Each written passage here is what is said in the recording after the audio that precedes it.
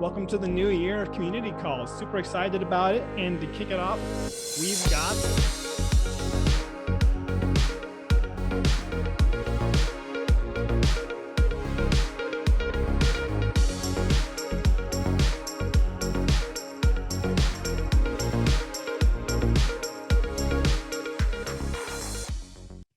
my name is Jesse Martin. I am definitely a new face to Community Call, but I will probably be a face you'll see more often this year. I will be leading these up this coming year, so it is nice to see all of you. And yeah, welcome to the new year of Community Calls. Super excited about it. And to kick it off, we've got a pretty sick agenda for the day, which I'm pretty excited about.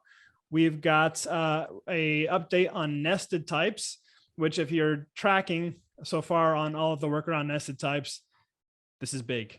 Like, this is really big. So I'm super excited about this feature and excited to see what the current work there is. We also have then SQL in the sequel. I'm proud of that title. I came up with that. But basically, you're going to see some of the nerdiest ways to use Hasura, the most meta way possible to handle some extremely interesting use cases, and generally about the event transforms, which is a very powerful utility for any kind of work inside of Hasura. Beyond that, we have the updates to the Kriti lang, which I like to say, you know, what do Haskell devs do when they need to come up with a templating language? They write a new one. So that's what we have here. And we're going to see the updates to this really powerful spec, actually, that's going to enable a lot of these features you see today. And then lastly, we have our community contribution today from Hossein, which is going to be actually really interesting on a social media platform for getting things done, healthy living. Yeah, it's going to be really interesting. So I'm excited about that as well. And without any further ado, as people start to flood in, we're going to go ahead and kick it off and start with the first video contribution from our coworker, David, that is about nested types and actions. Hi, my name's David. I'm a backend developer at Hasura. Today I'm going to be talking about a new feature, which is nested output objects in actions. So to describe this new feature, I'm going to use a small example here. Here's a little JavaScript server I've created, and it just returns a single object in the response. It has a name field, an address field, and the address field itself is an object containing city and country. We can run that and just get the response back like this. So we'd like to be able to use this as a query field in GraphQL. So we can add it to an action in Hasura. And I've done just that here, this user action. The only problem is until recently that we had a limitation where you couldn't have nested objects in the response. So instead of having that address type described as a GraphQL object type, we had to just describe it as JSON there, which does work. You can see in the API here, we can run a query with the name and address, and we get back the full address object, but we don't get any way of selecting subfields of that address. We don't, GraphQL doesn't know any type of information about what might be in that JSON object. So that's kind of a limitation. Fortunately, we have recently fixed that. So if I show you, I can show you how we do that now with this new nested user type. We're using the same webhook here, but different types. So now it returns a nested user type, and the address type is no longer JSON. It's now a new GraphQL output object, which contains the city and country.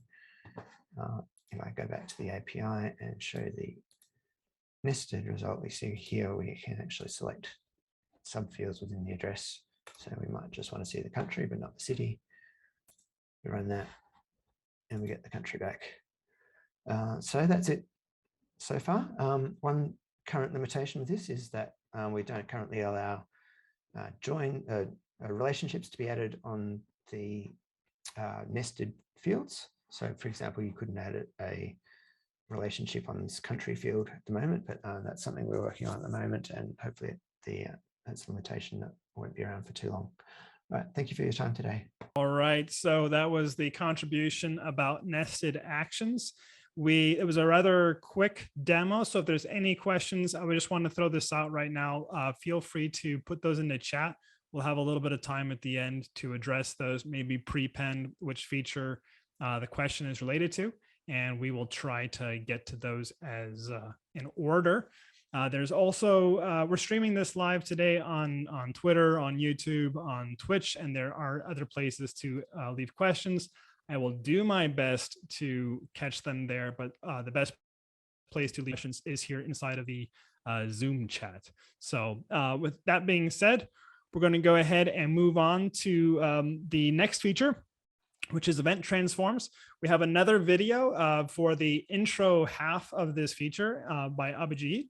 And then Tanmay is going to add some more context about how this feature behaves. So, hello folks, let's talk about event trigger transforms. Let's say I have an event trigger and I'm triggering it using some operations, and I have a webhook which expects the data in a certain format. Now what used to happen was my trigger used to send the payload in a specific format which is shown here, and I had to use some third-party sources to convert that data, or I had to convert that data within my webhook itself. Now what we can do is we can convert this data within the Hasura console itself. So this is the screenshot of Hasura console, and this sample input is what the payload would be, right? And we will use a templating language to convert that data into into the format that we need. So now the diagram looks like this, where we have the data, we convert it within our console using the transforms, and we get the data. The data which will be sent to the webhook will be in the format that we need it to be.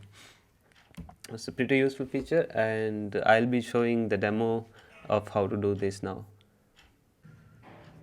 So I'll try to create an event trigger now. Let's go to create section.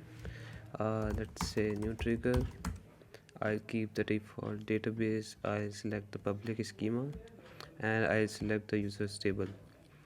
Now we'll trigger on the insert operations, and for webhook I have this code sandbox, which this is the base path, and at /users it just outputs the data that it gets from the payload, so that we can see what data are we getting from Hasura. So it will output it here in the terminal, right? And then this base path for this, it's stored in my webhook env-where, and basically what we'll need is /users path, and we'll show how to transform it into using the transformations to meet our needs. So let's say I'll use it here, and now I need to open the request options transform, which will basically allow me to transform the URL. And when I go here, it says missing env-where, right? So the Hasura console does not have access to that env-where, because env-where could contain sensitive information and will not expand those env-wheres. But for the purpose of if I save it right now, it will work, but for the preview is not working. So for the purpose of making this preview work, there is a sample context section where the users could add their env-wheres, and they could add mock env-wheres just for the sake of making this preview work and seeing like how will their transformed URL would look like, right? So I'll add something here. I'll just add test.com, and we can see that the URL comes in here, right? And I need to transform it to /users, right? And this is good. Now we need the body. Let's say I need a table name and I need the data.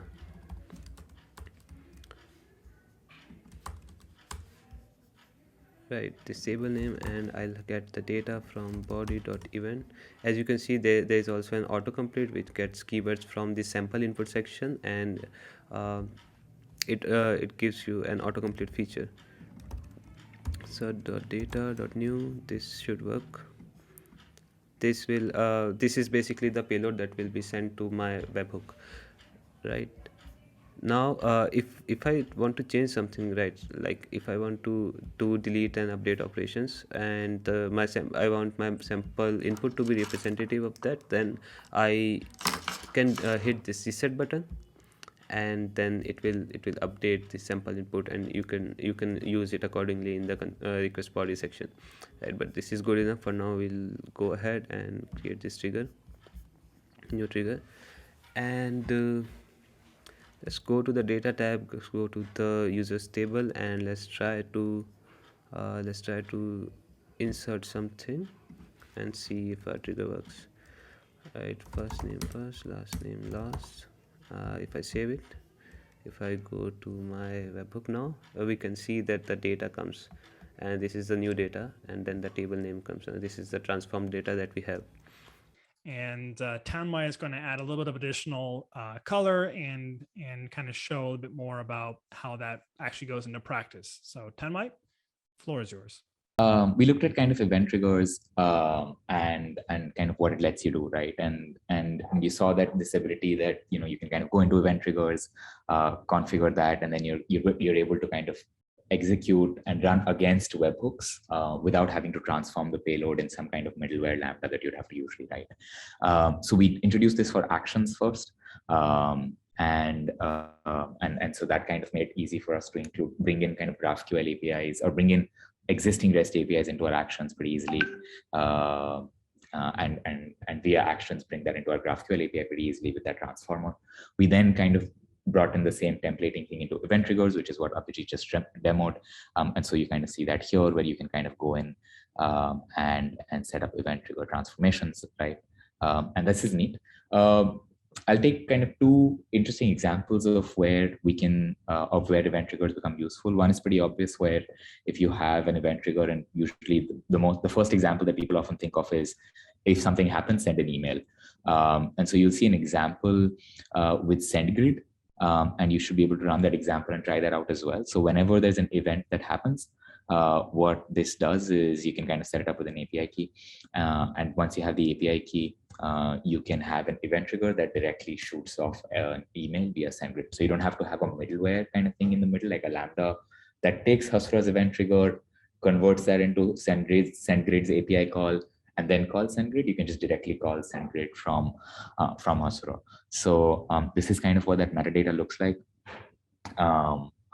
If you view the metadata underlying kind of what is happening on the console, you'll see an event trigger definition that is there for an insert on the user model, and you're seeing that it's going to call the SendGrid API directly.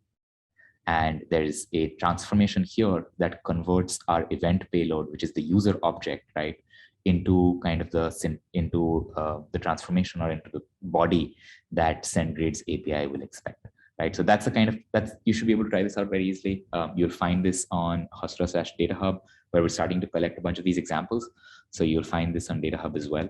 So try it out, and if of course we have any ideas for other kinds of examples that you tried out or that you want to see, just feel free to open up an issue on DataHub or on GraphQL Engine itself. So that's kind of one example of what you can do with event triggers. There's another example. Another interesting thing that you can do with the ability to kind of call anything from an event trigger or a cron trigger, and that's kind of what I'll just step into next. So if you think about kind of the we've often had this thing when you're kind of using event triggers, you want to clean up kind of event data, right? So let me just take an example. Oops. Right, Hasura event trigger, right? And so let's say, for example, you want to run an operation that kind of cleans out event triggers, right? When they at a certain interval, let's say every day, you want to clean out all the invocation logs and stuff like that, because millions of invocation logs have happened, and you want to clean that out. Now, what you would have had to do is like run this SQL, which basically cleans out the event trigger log with whatever frequency, right? So you would have had to set it up. Now what you can do is you can use Hasura's cron triggers to run the SQL against Hasura to clean up those event triggers directly, right? And so, by the way, this is something you want to be very, very careful with and not kind of like use it very often. But let me just take you over what that looks like, right? So what I've done here in this example is I've set up a user model, right? I'm just going to add some things here. So let's say name 6, name 7, name 8, name 9, right? And this kind of creates events as you would expect, right? So we have a bunch of events that just happened that are kind of correlated to the insert events that I just did, right? And that kind of results in certain. These are the invocation logs that Hasura has captured, right? So these are the events that I just created with name 5, name 6, name 7, whatever. And so these event logs just got created. What I've also now done is I've added a cron trigger that basically runs the cleanup SQL back against Hasura itself. And then that kind of cleans this up every minute, right? So we'll see this kind of this event log data getting cleaned up every minute. And so I'll just show you what the underlying SQL looks like. This is what it looks like. I added a cron trigger here, and the cron trigger uses the same transformation technique, this is using pretty lang, right? And what it's doing is it's actually just calling back to the same Hasura instance and running this SQL to delete from the invocation logs, right? So I'm kind of able to kind of run that back against Hasura to run kind of these kinds of things. So I could use this for things like, refreshing materialized views if I need to, right? Running any kind of batch things that I want to, cleaning up events is one example, and kind of doing stuff like that. So the thing to be careful about here, though, is that if you start realizing what you can also do, because this is pretty lang, and we'll talk about that more in a minute, you can also start to template the SQL inside this, right? So you can kind of start parameterizing it and start running parameterized SQL queries, but that becomes really dangerous. And we'll kind of when we document this, we'll talk about this so that you want to be really careful in kind of exposing that, because that might lead to kind of SQL injection type things if you're not being careful about how you're passing the parameter in.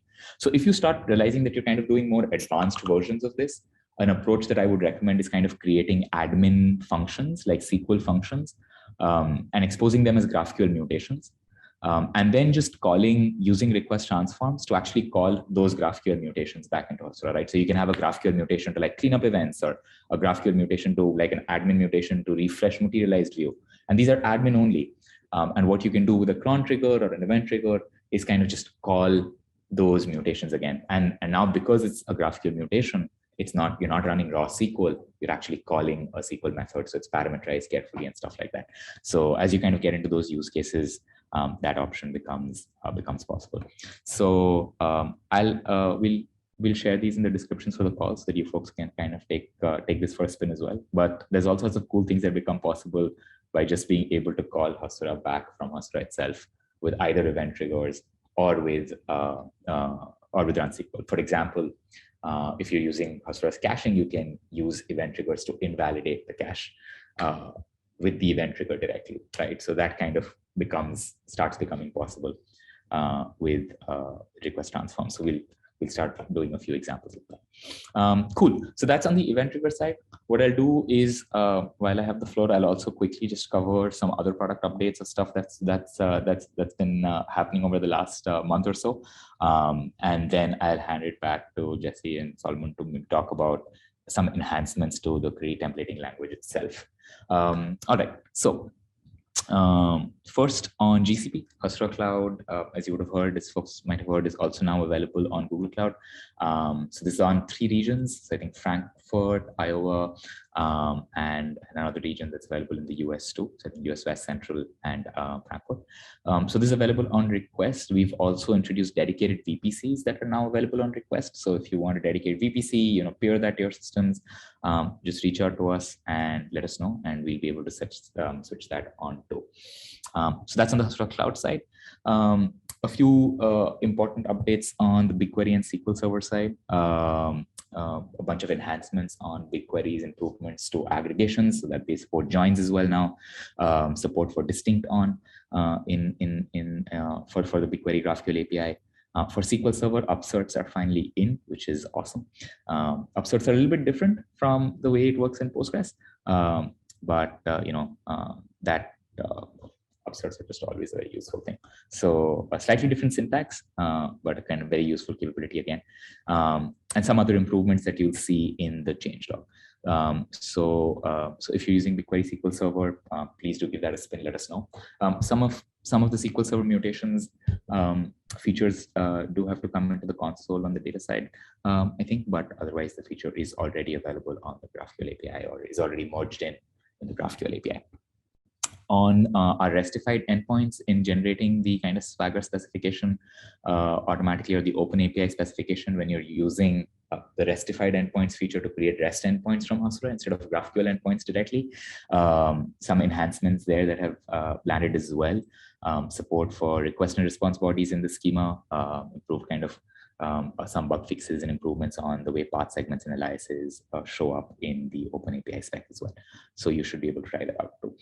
So those are kind of some key enhancements there. I'll also talk a little bit about some really cool work that we have in progress. And so you can kind of subscribe to that issue as well. So we've been working over the last few weeks along with a few users and on kind of improving the speed at which Hasura, the query that Hasura generates along with permissions for RLS. So Hasura's permission system is very similar to RLS, which Hasura implements inside Hasura's layer instead of using the database's RLS system, which may or may not be available depending on what flavor of Postgres you're talking to or what database you're talking to. One of the problems that we noticed was we kind of relied on Postgres' query planner to deduplicate permission filters that were coming in, right? So let's say, for example, you had, you were querying a parent and a child. So you were querying, let's say, authors and their articles, right? And the permission rule was that author can be read by the author, but article can also be read by the author. So what would happen is that the permission rule would be duplicated across the author and the article models, and the Postgres planner would not kick out that duplicate permission rule, right? It would apply that predicate again, right? So the work that we've been doing is in kind of removing those duplicate predicates, right? So that the query that's generated is a lot more efficient. And from kind of some of our initial work, this has a pretty massive impact, because in a lot of scenarios, you'll notice that your permission rules have a pretty heavy overlap with the relationships that you already have to, right? Especially if you're following like a viewer model for kind of what your schema is starting to look like. So amazing enhancements there. One of the cool things is this makes Hasura's RLS, it was already a little bit faster than Postgres RLS. It makes it significantly faster than Postgres RLS because this optimization doesn't happen at the Postgres layer. So this should be awesome. We've had a bunch of issues where people have talked about performance improvements that they've desired with permissions as well. So this is work actively in progress. We'll link you to the issue in the description for the community call so that you can subscribe to it, and you can track progress over the coming weeks as we work on it. We're doing a first pass on this, and then we're doing a second pass on this that is a kind of more generic way to optimize the query. But we're doing a first pass on the optimization that will take care of a few of the basic scenarios that we've seen often. So that's been some of the cool work in progress. With that, I'll any questions that you folks have, happy to see on the chat or on the live stream. And otherwise, I'll hand it back to you, Jesse, for some updates on Prettyline. Thank you. Without any further ado, we're going to then move on to Solomon, who will be presenting about the updates to Prettyline, which is a project we have here at Hasura. And Solomon, I'm going to go ahead and hand the floor over to you. Great. So hi, my name's Solomon, and I'm on the Cloud API team at Hasura, and I also, I guess I'm like the lead developer on Pretty, which is our JSON templating language that we've implemented for webhook transforms. And Pretty is kind of an interesting language because unlike most templating languages which operate on text, Critty is really built around, it's an expression language that's built around JSON specifically. So any valid Critty template will always evaluate into valid JSON, which is kind of like a nice property to have for our application. And it's, I mean, you've all seen it, so you've seen some examples of it already, but I was just gonna go over really quickly the basic syntax and then show a few of the newer things that we're working on. But it's, you know, it's meant to be very small. You have just basic, you know, it's a superset of JSON. So you've got all JSON terms, plus you've got these like Critty terms, which are sort of quoted in double curly brackets. And they are, you know, you can do path lookups on objects and arrays. You can loop over arrays. You can do conditional statements, if then else, with some predicate operations. And there's a few more than that now. There's string interpolation, and there's string interpolation. And like, this is sort of like what's currently available, but and there's I guess it's not on here, but there's also there's a function for escaping strings for doing URL templating. But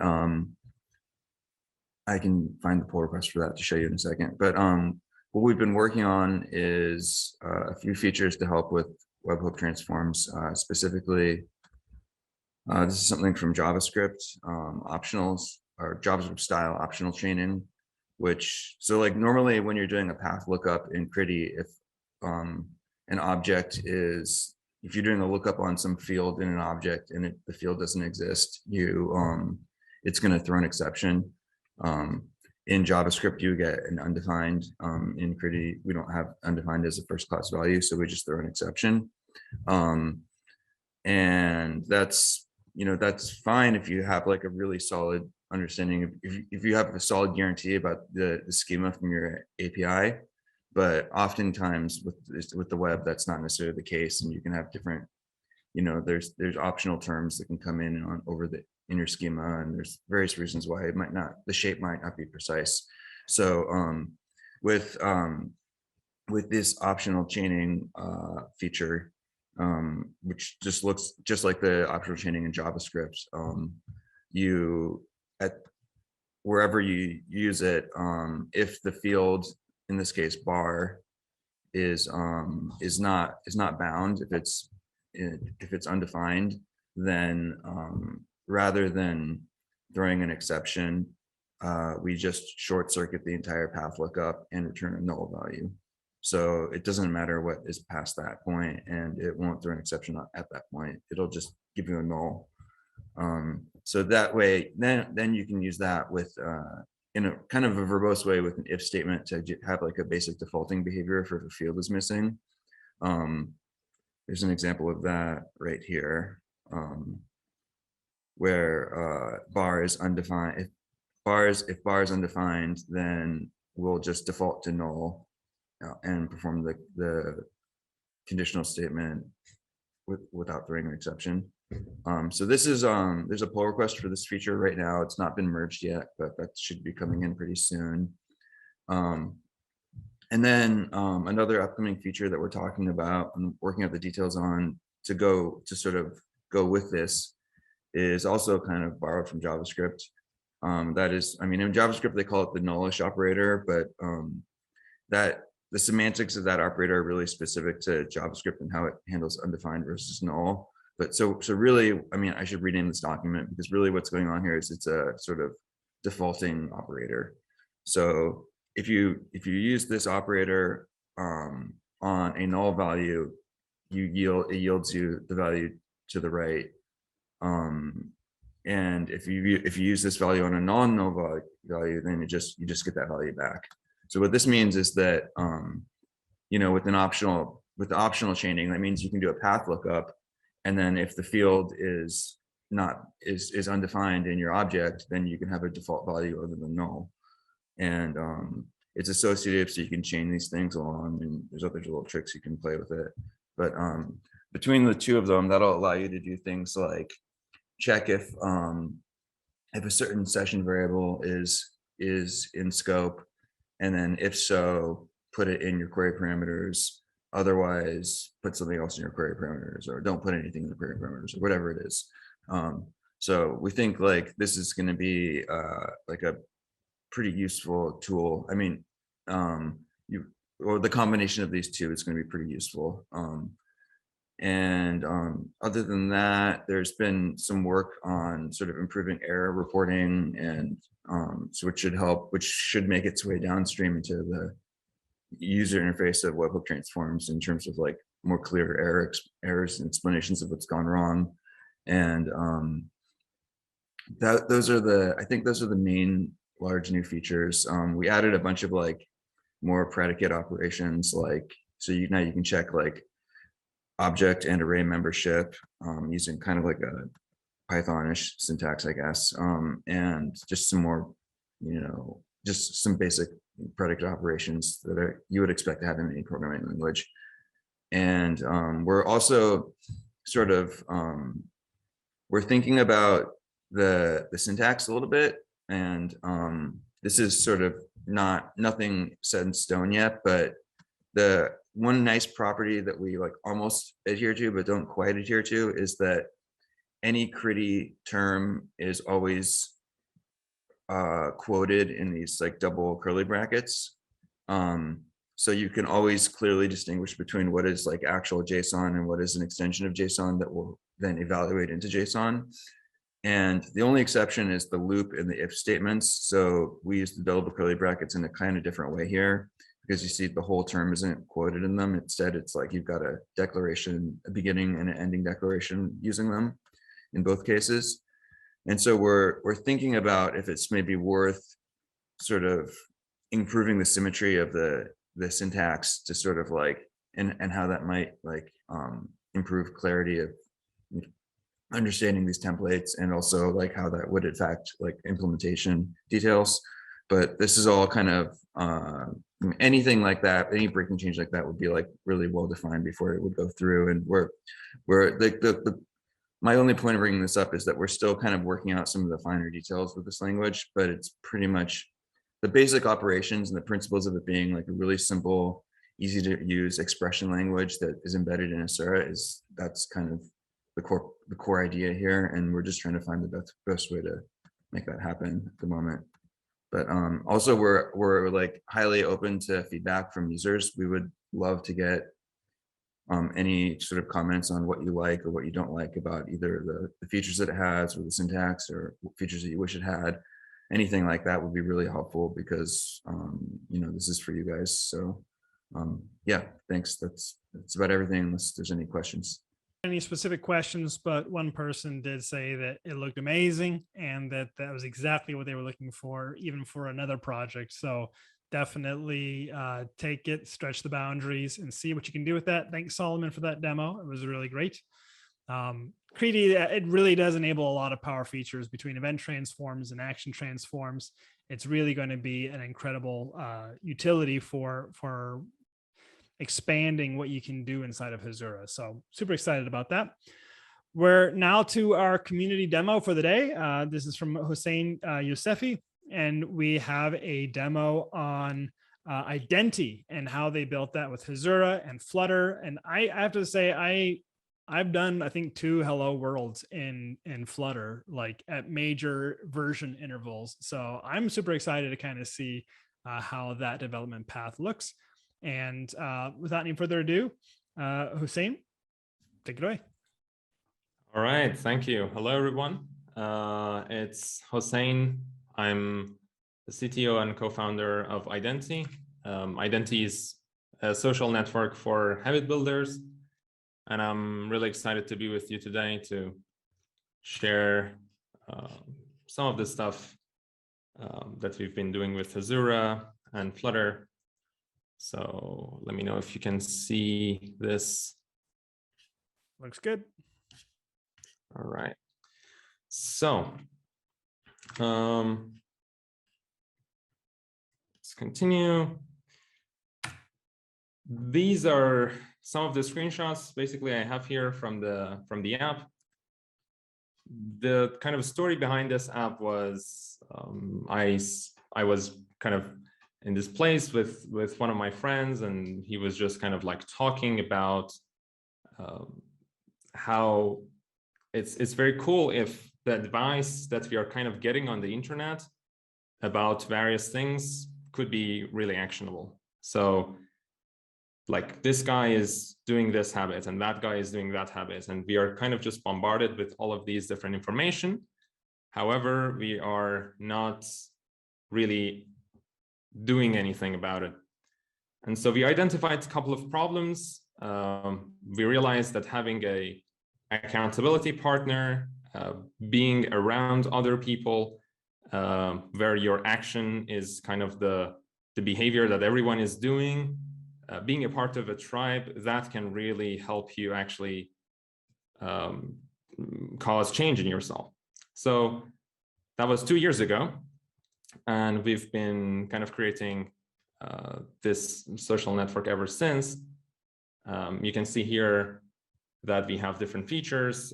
Obviously, we are kind of based on a habit tracker, but we are going way beyond a normal habit tracker. We have feed of activities. These screenshots are a little bit older. We have activities. Basically, each time that you check in a habit, you can also add in photos to that check-in. You can add one of your friends as an approver. If you're likely to cheat, for example, on a habit that you want to implement, you can just ask your friend to become an approver on that habit. And if you don't send a photo proof, it will not register as a correct check-in. So there are kind of interesting stuff like that. And you can see here, there's send proof to accountability partner, like ride my bike, and I send a photo to show that I really did that. We have video lessons from experts and coaches. We have tribes and all sorts of different stuff. You can kind of get a glimpse of what are the different things here. We have different like specific goals for habits, different sorts of progress sharing. Do we want this habit to be a private habit? Do we want it to be only for followers, a public? Different reminders, a specific goal. Do we want us to do this daily? Do we want us to be kind of, I don't know, 5 times a week or whatnot? So all of these different features. Starting with the MVP, we quickly realized we really need a powerful tool in order to realize all of these different features, having to have the feed, having to have these different permission setting, this different progress sharing, and all of these different kind of scenarios that we have. We really needed to have a good database, a good likely relational database. So I literally just Googled, okay, I like GraphQL and I like Postgres. Let's use those.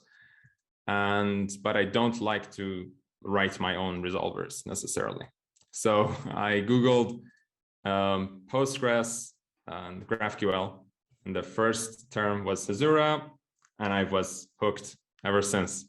I immediately called my co-founders. I'm like, I found a tool that we are going to be using.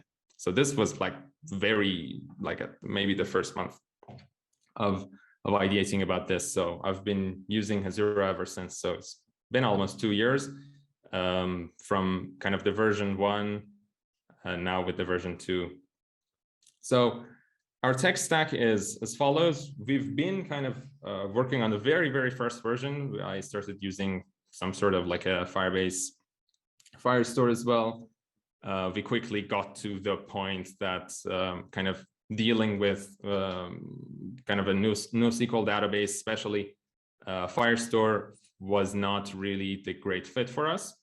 However, we still wanted to use the Firebase auth, so we kind of kept using that, then using JWTs. We are kind of connecting that to Hasura plus Postgres. At the time we were using, there wasn't even another option for Hasura, but I'm glad nevertheless, because Postgres is the best. I'm not biased. And also Flutter. So we chose Flutter because, again, the same reason that we chose Hasura, we wanted to be very fast-paced. Really, the speed of development, kind of developing all of these features was really, and also putting it for both iOS and Android was really important for us. Other than these, we have other things, of course, in our tech stack that we are using, other third-party APIs like Stripe, Stream. We are using Stream for chat, things like that. All right, next. Yeah, so let me talk a little bit about what is our Hasura workflow. So this wasn't always the case. We kind of started just having a single, because I was the only one was developing this initially. So we started obviously with just a normal Hasura instance and tinkering about it, kind of creating the MVP there. Quickly, we got to a point that, oh, well, like there are different people now that they want to kind of be working on probably different features. So we had to create different flavors. And the style that we're going with is that we have all of our different things that we do inside a kind of a big monorepo. Here you can see that we have, for example, the app folder for our application, and we have the Hasura folder, also Firebase there for some of the cloud functions. Really enjoying this dev staging prod kind of flavors that we have, because this really allows us to be working kind of very fast on the app dev with having different basically environmental variables between them, different Docker composes for each one. Obviously, each branch can have its own metadata, can have its own migrations, can have its own seeds. So it's like, it's not going to kind of be annoying for another developer that, oh, why did you do this? And now my workflow is broken. So all of that is a very nice thing to have.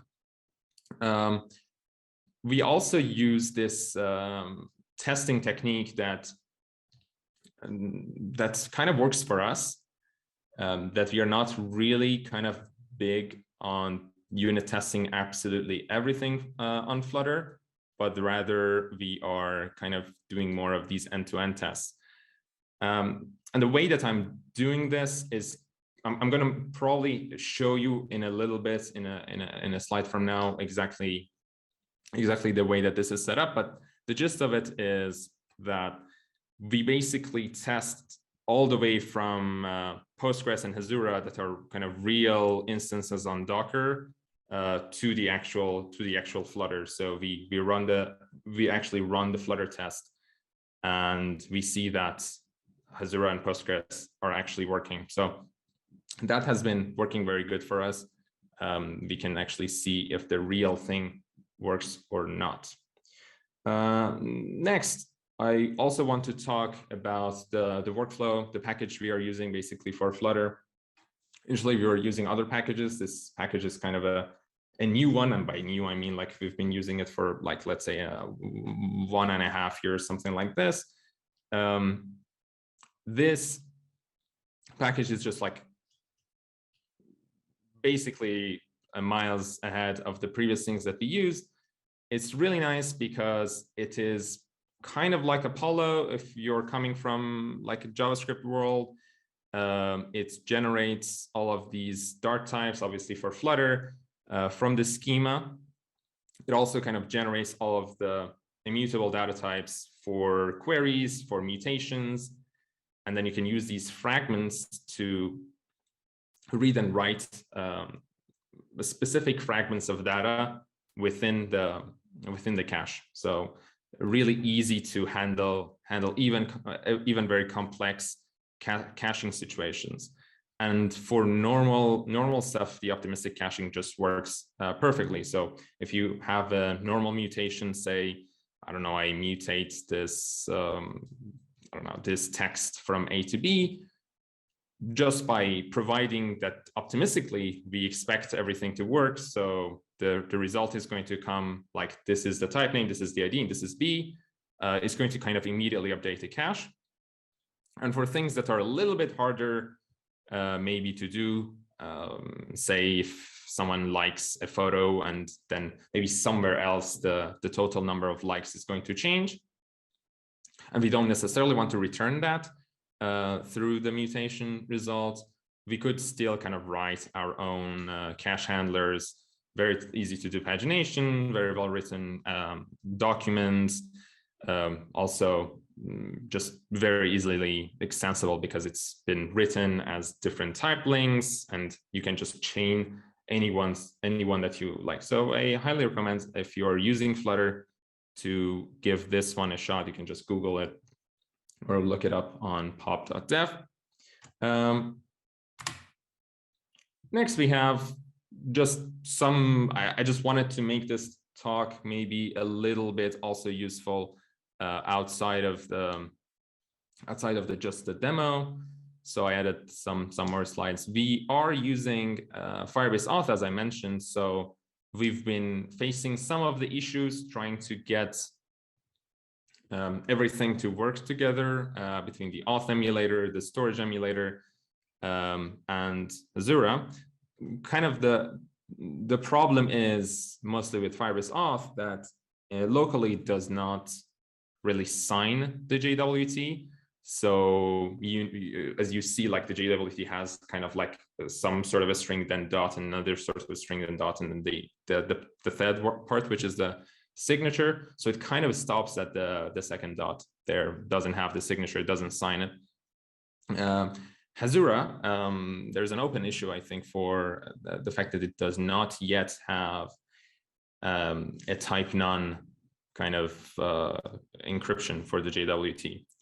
But there is a workaround, which we could still use the HS256 and then just sign it with the same secret key in our dev flavor and also in the Docker Compose. So that's the kind of thing that we need to do. For the other things, everything kind of just work as usual if we do this.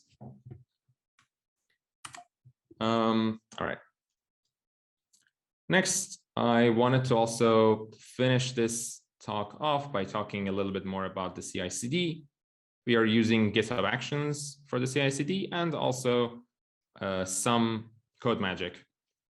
CodeMagic is a good website for Flutter, for kind of building Flutter, has a lot of kind of ready stuff. So we kind of use that as well.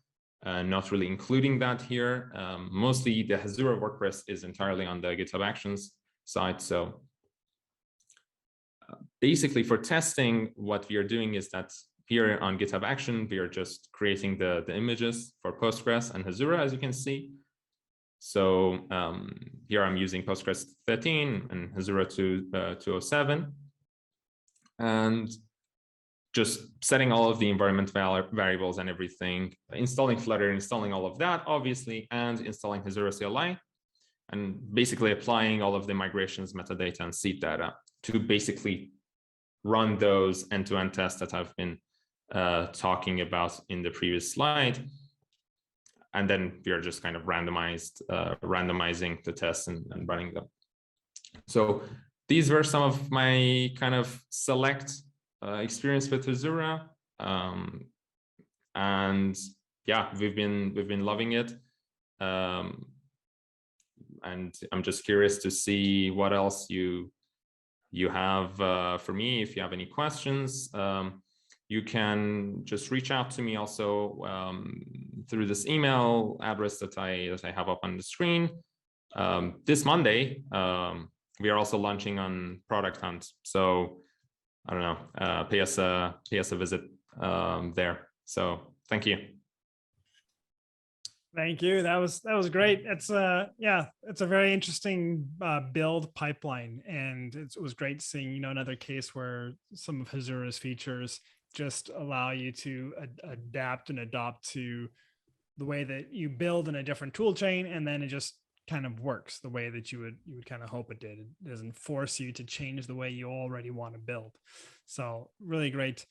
We are just going to be a little bit closer on time after all, so I'm going to go ahead and move on. But thank you so much for the presentation. You can also find Hussein on our Discord if you have any questions for him there, and do go smash that like button on Product Hunt when we launch. You said it was next week, Monday? Yeah, Monday, January 31st. All right, so you know it's due, people. All right, I'm going to go ahead and share my screen, and we'll just wrap up the end of the call here with a couple of little announcements and things as we do. So let me go ahead and grab this one there. So you should now see my slides. So a couple of updates from our side. I wanted to just remind everybody and invite everybody to the Hasura Data and API show. It is a weekly show that we're doing. We're going to be adding a lot of new features this coming year as well. But this happens every Tuesday, and it's really a fun place to come, ask questions, and just see some of the fringe use cases, or even some of the more popular use cases of how people build with Hasura these days. It's a fun one, and it's pretty open to people who would like to be on there. So if you have questions or you'd like to join it, definitely feel free to reach out to myself as well. I'm Jesse at hasura.io, and we can see about bringing you on the show if you've got something to show. So that's the Hasura Data API show. The next thing we have is the recent events. So we saw tonight the nested action types, and we also saw the REST connectors in general. We recently had a webinar on that. You can find the recording for the webinar if you go to the URL there. If you also go to our events page, you'll see it in the past events, but that's available if you have more questions about how that works. Definitely check that out. And an upcoming workshop. This is a bit of a monster.